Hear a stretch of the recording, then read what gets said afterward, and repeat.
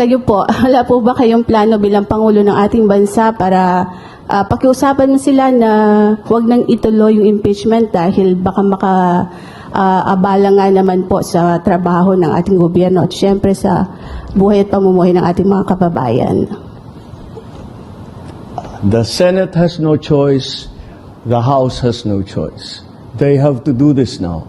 Sir, may nagsampa na po ng impeachment complaint against Vice President Leni Robredo. I won't allow. I won't. Do you think, sir, may basihan po para ma-impeach nga po siya? What are your thoughts po? Look, we just had an election. Guys, lay off. Let's stop it. Can do other things, but do not tinker with the structure of government.